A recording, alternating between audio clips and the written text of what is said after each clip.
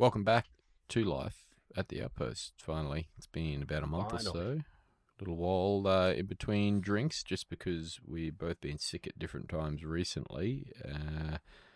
As flu season is, it struck us down. Near on dead. Struck us down.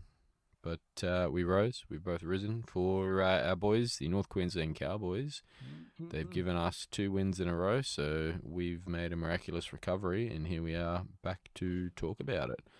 I'm adorning my Cowboys hard hat here, just as I unfortunately couldn't get my hands on a Howdy hat. They brought the big foam cowboy hat back, thanks to Bravis, this weekend just been against the Sharks. A fan favourite from many a year ago. Haven't seen them since, but they only did a couple thousand of them, I think, and they were pretty stepped up pretty fast from what I understand. So we'll have to keep living in hope on that one. Been a few results. We'll have a look. We'll go back to the Seagulls game. I think it's probably the last one we hadn't talked about yet at the time. But club news, I guess. Biggest stuff so far being probably Val being given permission after season's end to seek another club out if he gets a better offer, or he gets a good offer rather. He's still got a year on the contract. He's got next year, but if he can find somewhere that'll take him, they're willing to offload him. So, yeah, pretty big news, I think, really. Big and heartbreaking. Yeah, for somebody you think they probably built the club around, or one of the players you think they built the club around or were building the club around, it's pretty shitty. It makes sense when you think about it, being reported to be on a very high salary, because obviously when we signed him, he was signed to be the fullback. He was the new prospect at the time, but didn't end up working out, ended up being in a centre position, and yeah, unfortunately not something you can be doing, paying your centre a very big portion of your salary cap every year when you got other promising centres coming through that you need to retain. And we're very well known for not retaining good young talent, unfortunately, due to having older players on bigger salaries or just keeping older past their. Not that Val's past it at all, but yeah, probably just on a bit high of a salary for a centre. I mean, we're a team that's very guilty of that. I mean, yeah. Always. You look at all the missed opportunities, and I mean, I know that they're all hindsight, but yeah. Oh man, seeing people like Kick Out, like Pumping Now, and all that sort of stuff, just it's like, god damn it. But yeah, the one that got away, man. You're right, very shocking, very saddening. So hopefully, look, I hope maybe they just test the market, get a bit of a value for him, and they go, look, this is what you're worth, but this is what we can give you. In you doing this, we'll give you X amount of years of certainty, and you'll be allowing these other positions or other players to be available to the club and stuff like that moving forward. So I mean, to be honest, I feel like that's the better play for him anyway. Like just because he's got his own other stuff going on in the background, like with players and all that sort of stuff. Yeah, I feel like it's only going to be beneficial to him to actually stay up here, but. Well, it's home, I guess. It'll always be home. Mm. You grew up here, so. I mean, end of the day, whatever happens. But yeah, I don't think there's very many people that support the club right now that would say we don't want to see him here. Yeah, exactly right. Yeah, I mean, form this year's sort of somewhat shaky form at times aside, or included rather, even. That's exactly right. You would think. I'd still, even with shaky form, I'd still argue an integral part of our spine. Yeah, so. Definitely a part of the team, 100%. So yeah, I mean, best case scenario, you'd think maybe just testing that, getting that value and whatnot, seeing who's interested and whatnot, but and what people are willing to pay him, I guess. Yeah, and then hopefully giving him a contract based around that or something. But again, can't blame him if he does leave and chases the bag, as they say. Down south in Sydney, Dragons supposed front runners to pick him up as a replacement for Lomax, which it does make sense on their part. It's almost relatively like for like. You got a kicker, centre, winger, someone who can slot into any of those positions or fullback if need be. But I think more importantly, a lot of money to spend. Yeah, exactly right. And they got bags to spend right now. Letting go of Lomax, that's exactly right. And they've got a few younger players that are probably getting paid not a lot at the moment. Cookie for cheap too. So. Yep. Yep.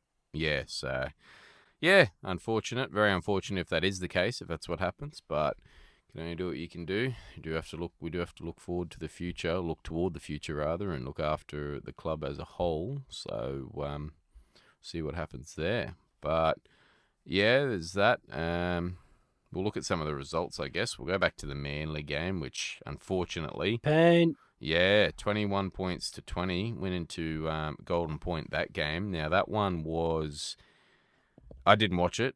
Thankfully, I didn't watch it by the sounds of it. But how many attempts at field goal did we have? 3. 3. I believe. Yep. 3. Yep. Drinky slotting that 40-meter one to put us back in the game, right? Yeah, and then there was just a calamity of missed attempts, but also missed opportunities more than anything. I mean, it wasn't like Drinky wasn't ready to take a kick. It was just poor decision making, when it needed to be good. I don't want to say it's entirely on Chad, but yeah, kind of is. So I don't know. I sort of thought it was a bit weird too why they didn't go back to him. The only thing I could think of is if maybe Drinky said no, give it to them first. He wasn't as confident in his ability. You have to also understand that in that particular moment in time, Chad's going to have all the pressure. Yeah, they're not going to have eyes for Drinky. Even though he slotted the first one, the reason he slotted the first one was because he had time to line it. Yeah, like he had plenty of time. He had plenty of all that sort of stuff to actually get it done. Chad in a game like that where we know what the prerogative is, will never have the time to really do it. Yeah. Unless a team is that down bad, they're that down and out on energy that he has the time. So. But even then, I mean, going to Val, I think Val missed a couple too, didn't he? Yeah, Val missed too. Yeah. So yeah, just unfortunately didn't end up coming back around their way. And we know DCE, if he misses one, he's not going to miss another, which he didn't. So yeah, getting away stealing the win there at the end off a pretty questionable penalty, I think, too, from what I saw to allow them the play to get that try back into the game. But anyway, we won't dwell too much on that. Unfortunately, I think they sort of let the Sea Eagles back into the game a little bit. The Sea Eagles did quite well initially, I think, to get as far ahead as they were. We sort of fought back. But just couldn't clinch it, really, unfortunately. The real, I think, saving grace of that period was the following week when we beat Dogs. Yeah. We had a bye and then had a bit of time to, I think, recuperate, regather, and whatnot. Playing the Bulldogs on the Sunday, the last game of the round there. That was it was a battle, that one. Could have gone either way for most of it, I think. We really outcentered them. That was the surprising part to me, is that we really outcentered them. Yeah. I think Drinkwater played a stellar game. I thought he had one of his best games on attack, even though he didn't score a try. A lot of try assists, but yeah, I thought this was probably one of Drinky's best games. I thought that we actually played pretty well defensively. And it's more of a credit to just how strong the Bulldogs are as a team right now. Yeah. That it was such a close and edge-of-the-seat game. Yep. And they're a team without a solid forward pack at the moment, or a big forward pack at the moment. Yeah. Unfortunately, they got Bailey Haywood playing, I think, at lock or something like that, or maybe he was 14. But they're just not. They don't have a big forward pack at the moment. So they, like you said, credit to them with their defensive efforts, and that they just did very, very well. Oh man, they're a force to be reckoned with. Yeah, they're a force to be reckoned with. But I think with that game in particular, seeing Lukey get a double is really cool too. Yeah. I mean, we didn't rely on wings this game at all. It was by chance that Purdue popped up in the right spot. Yeah. For the third try. Tommy, I think it was. That was the match winner, that one. Well, that's what brought us back. Yeah. That's correct. Yep. But yeah, Lukey just making some really great line running. Yeah. Made it look easy. Yep. Which is kind of a big deal as well, considering the Dogs' defense this year has been so stellar. Yep. So it was really well done to both Drinkwater and Lukey for putting on those pieces of play. But yeah, it definitely right. He had a cracker of a game, Lukey, in that one. He really stood up, I think. Unfortunately, I think he's got a bit of a hamstring or a calf injury from it.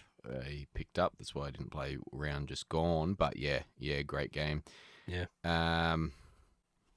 It was a battle for most of it, like it was anyone's game. I think a few little defensive lapses here and there, which were a bit disappointing, but all in all, I think just that effort, defensive effort they did put on, I think is much improved from what we've seen or we've been talking about for a majority of the season, right? Like did in this game as well was integral. Again, yeah, exactly right. I mean, he's the one he busted through the line there. I think he just passed Curran, just busted through the tackle of Curran. And I'll say it again: if there's still doubters out there that think he shouldn't have been at in New South Queensland camp, read him and weep, bro. Yeah. Dude's the best six in the game right now. Yeah. Defensively, best six in the game right now. And if the stats are all there, you don't even need to refute it. Yeah. I think, and like attack in comparison to some, he's probably still not all there in terms of like kicking and things like that, and maybe the flair not being there in comparison to some, but just still defense and heart. Effort. Yeah, nothing compares. Always, yeah. And I mean, that's exactly right. He keeps at it until they crack, which is that try was a perfect example of it. Busting through the line there. He copped one on the chin or on the face or something and just kept going, busted straight through, got that offload, and got us back into the game for that game winner, which was really good to see. Wasn't really too much more to talk on, I think, about that game. I mean, we did lose Lukey, or it might have been later in the week, possibly pulled up a bit lame with literally right before the game. Yeah, with a calf. We had to have Kula Kefu, I think, came in place of him this week against the Sharks, who, in my opinion, I think he did actually pretty well. I think the day prior was announced that Murray was playing. So. Yeah, Murray was in the extended squad, and then they confirmed he was back in, which had who did we have on the wing there? Purdue, that's right. And there was a bit of a weird sort of shuffle going on where Purdue was named on the wing but played in the centre. Played the centre and Val moved out. Yeah, that's right. Shifted out on the wing. They did a little bit of that, I noticed. But yeah, they weekend just gone against the Sharks, got the win there again as well, 2 in a row, 30 points to 22. They did a little bit of that. Or Purdue actually played the bench, rather, I should say, this one, having Murray back. That's so right. They were sort of pretty well back to their normal team in terms of their wings and centres. Valet is obviously the newcomer out of all of them anyway, but who they struggled a bit with Valet, I think, initially, just a few errors, silly reads and a few errors in that there, but he come along second half, and they pulled their finger out. I think maybe a bit of rust or something like that. That's a wise thing. Yeah, shook that off. Yeah, shook that off, and come along real well, I thought. Unfortunately, we had a few casualties that game, losing Jace first, I believe it was. He copped a head to the cheek, so fractured cheek, I think it was, or suspected. I don't know if it definitely is. I mean, it's not too sure if they've announced whether it's hairline or full-blown fracture, but I think we can expect 4 weeks minimum. Generally, that's exactly right. Unless, of course, it's hairline, in which case it's probably 2. But I'd say we're looking at 4. Yep. You'd think they'd almost even give him the 4 or 3 or something like that. Otherwise, just to be sure on it, especially coming in this close to finals. Yeah, that's right. You don't want that you don't want to re-injure it and then have him out for even longer or something like that. And then Cotter, not long after, for the same thing, he copped a head to the chin or to the side of the chin. It was a real good game. Yeah. So we lost a few middles straight up. A few of our bigger boys gone, but players like McIntyre, I think McLean played a few extra minutes. Granville. Granville coming on in the middle as always. He's a little Mr. Fix-It, coming on and had a great game, made some massive tackles. He's so reliable. I think he was only on for a few minutes and then he put quite a solid shot on Hazelton, probably the biggest body, one of the biggest bodies on the field.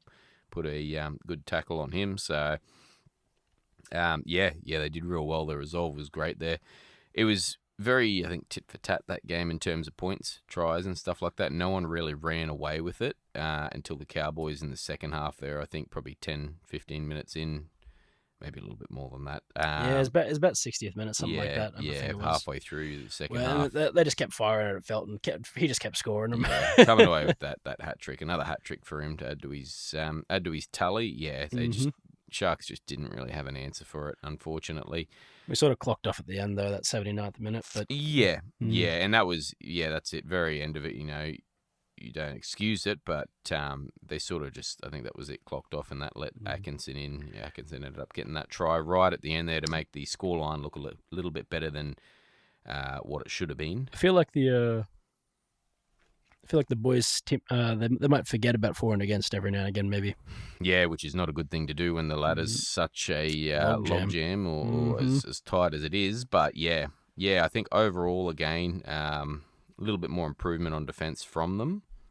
But that effort's all effort there in attack. They're starting to get some combinations back in attack, and things are coming along well. Sharks understaffed or undermanned, maybe. I think a few people playing not in their original roles or the spine is a bit damaged. Yeah, it's a bit all over the shop at the moment. They did have a fullback on debut, so send chiropractor. Yeah, ASAP. you can't blame them for that. They did very well for what they had.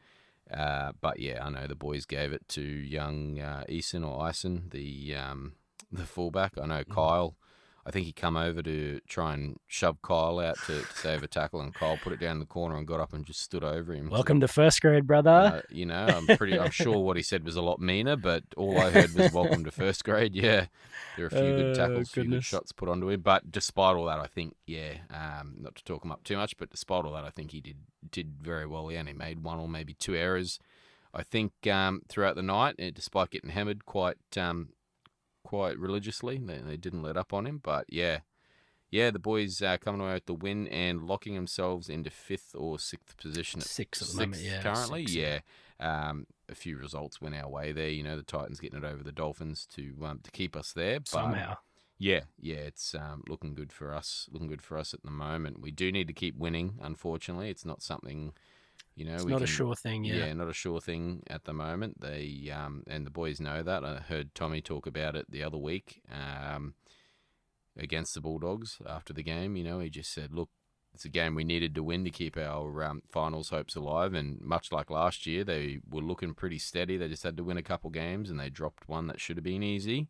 And that pretty much doom. Yeah, pretty much everything fell apart. Put them in a position where they had to win against the reigning 2-time at the time premiers to have any chance of making the finals, and they just missing didn't. Like half the spine. Yeah, and they just didn't, unfortunately. So yeah, I think they know their job, and the signs are pretty positive all around, I think, so far. So. We've got the Tigers this week down at Leichhardt before Broncos following the Derby up here. But I think this week, again, this is like we were just talking about, probably one of them easy ones. You think the boys... Leichhardt, bro. Yeah. You think looking at it, the boys should be able to lock it away, square it away with how both teams are going currently. But last year, we know what happened last year at Leichhardt. We sure do. Yeah.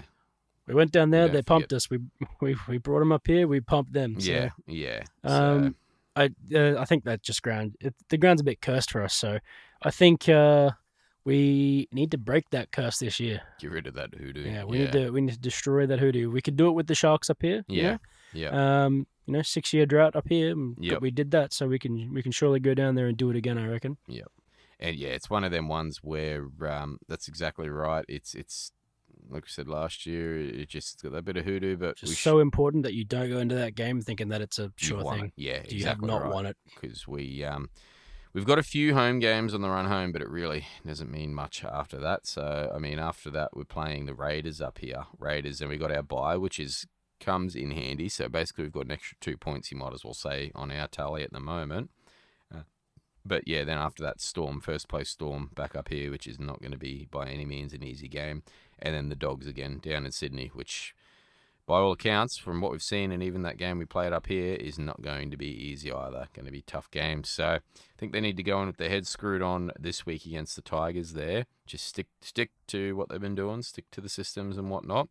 We know the Tigers are pretty error-bound and their discipline's pretty terrible, but... so we need to be on top of our completions. Exactly right. So we need to... That's it. Stick to the systems and just do that. Points will come off the back of it, as they do. We're starting to get that little bit of attacking flair back, but just defend anytime there's an error there on offer that they've made, just that's it. Play the game, get into it. Capitalise. Yeah, capitalise. And then the next one being, I'm actually a little bit worried about it, being the Broncos game. Broncos are not doing the greatest at the moment. Obviously, they're fighting to keep their season alive, so they're going to be throwing everything they've got when they come up here, as they always do anyway, regardless. We might be looking for vengeance after that last one, but the Broncos do love a cow's pumping. Yeah, exactly right. They're prone to it. They do love it. So you've got that. You got the rivalry there as always, which are generally always really good games, but.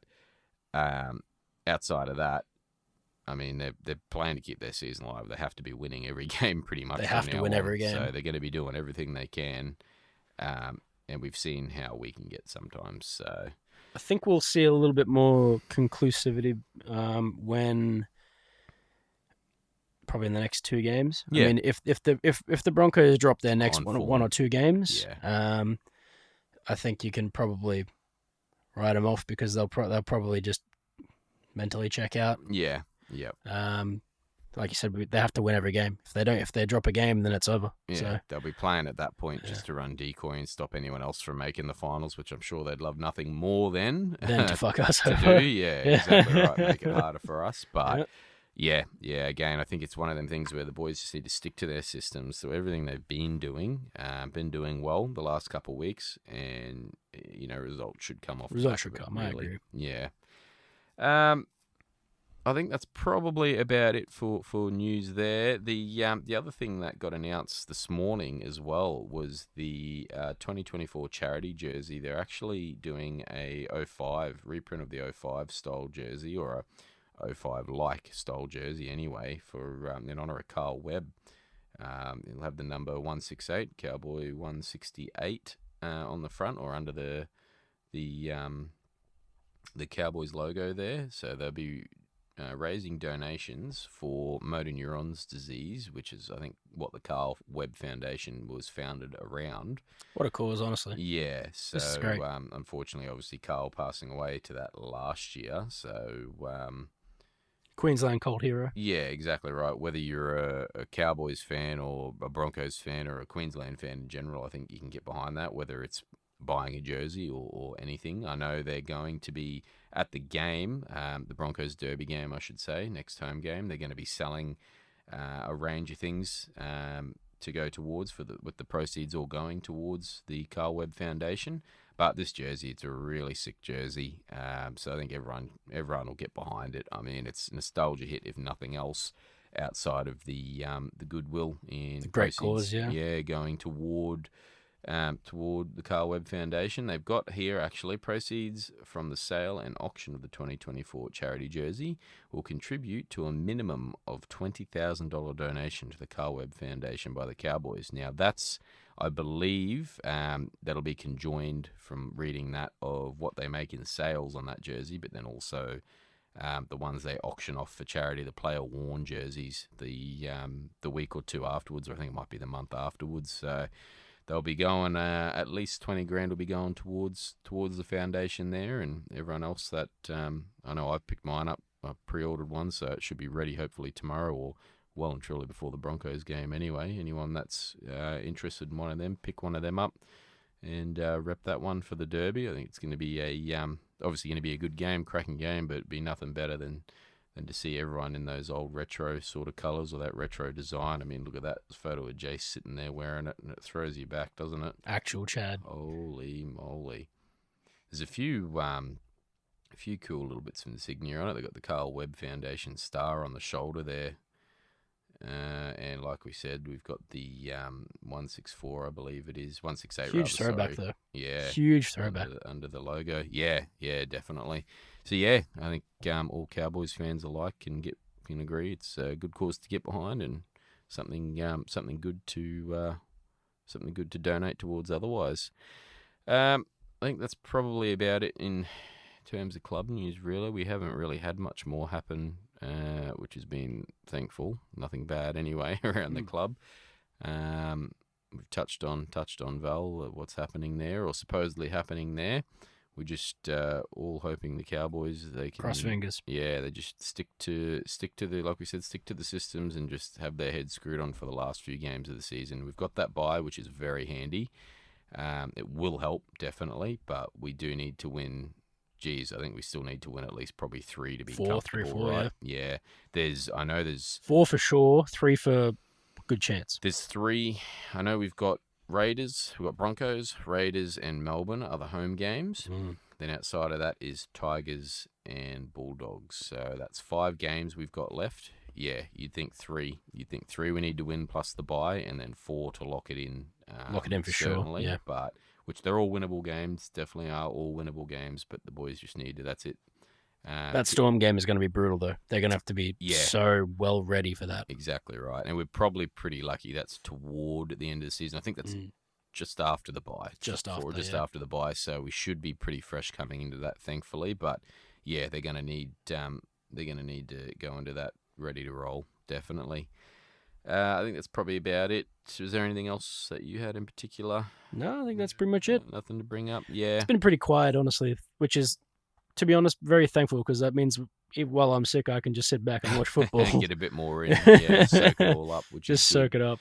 I think the derby is always going to be good. I mean, it's sold out as it always is. Whether you got lucky to get tickets to the game or you'll be out and about, I think it's going to be a good game. Like we said, we had the Carl Webb Foundation stuff going on, but as always, it's going to be pretty popping. So classic Broncos Cowboys stuff. Yeah, hopefully we can all get behind it, and we'll see a few years out and about after the game, having a drink around Flinders Street somewhere or something like that. But I have a feeling we'll be there, especially if we win. Oh yeah. I'll be there either drowning my sorrows or drowning my workmates that are Broncos fans' sorrows forcefully. Yeah, I think that's probably it for the week. As always, give us a follow, the Life at the Outpost podcast on Instagram. We're on Spotify, Apple Podcasts, YouTube, and I do believe the Facebook should be up and running now as well if you search it. Is linked to the Instagram, so either or, you'll see all the same posts coming out of there. So I'm thinking for that Storm game, we'll get something going in the next week or two, but do some sort of competition for tickets to that. It is a Thursday night game, which is a bit of a shame, makes it a bit harder for some people, but should have 2 tickets in Bay 127 up for grabs there. So if you're listening to this, keep a listen out the next episode. I'll have the details ready for that by then. But also, I think the North Queensland Stampede page might make a post in that as well as on our socials. So just keep an eye across all them for your chance to win 2 seats to that. And until then, thanks for tuning in. See you next time.